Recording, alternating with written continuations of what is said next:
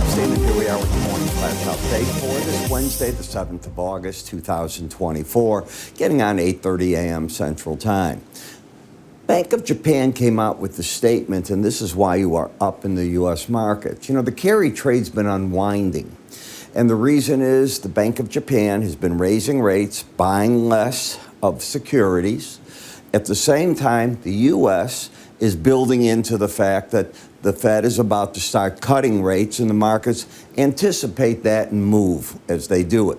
Well, the carry trade is now not profitable for some people. Others, they're in fine, others aren't. And that causes a problem. When it causes the problem, you have to unwind it. Often, when you do a carry trade, you're buying high-risk money that you're from the currency you're buying for. So sometimes it's in the stock market, bond market, different things, but you got to liquidate them because the trade's no longer profitable, because as those interest rates move and as the two currencies move against each other, you find yourself underwater. It's quick. I explained it last night in my evening written update.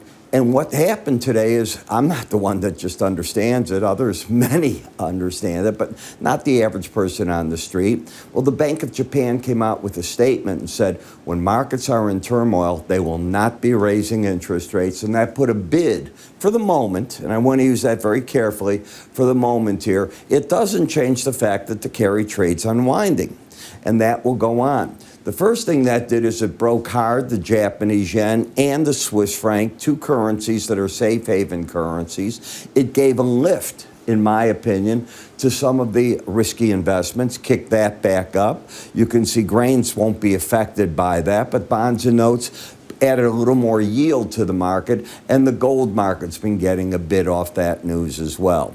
China is still not buying gold. That came out of some of the gold consoles today, and their numbers don't show the Chinese are still buying at this point in time. In terms of the data, we saw the mortgage refinance index, and this is important, come out at 661.5. The other numbers in here were that you're looking at up 6.9% in the mortgage market index and the purchase index up 0.8. But this is what got my eye, and that's why I put it there. 15.9%. So people that were doing interest rates over 7%, they're looking at us come down into the 6.5, 6.4 level, and they're going, I got to take advantage of that half point. And sometimes it makes a lot of sense to do that, especially if you don't pay points to refinance, and there are mortgages like that. The Federal Reserve June Consumer Credit Data Report comes out at 2. They're looking for an increase of 9.7 billion. The EIA comes out at 9:30 in an hour from now, and as I said, the Bank of Japan is trying to calm the markets with all that's going on. I want to remind you, a lot of people, as you watch me at the end of the day, you might want to know more about price charts, the technical indicators that I and others use, what they are, the different ones that can be used, how you draw trend lines when I show them occasionally. Well, it's all explained in these PDFs.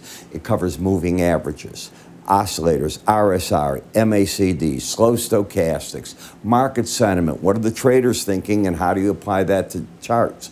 Dow, Elliott Wave, and Gann studies explained, examples given, so that you get a feel for them. Spread trades, more principles in there, and the Arun indicator, your price-time relationship.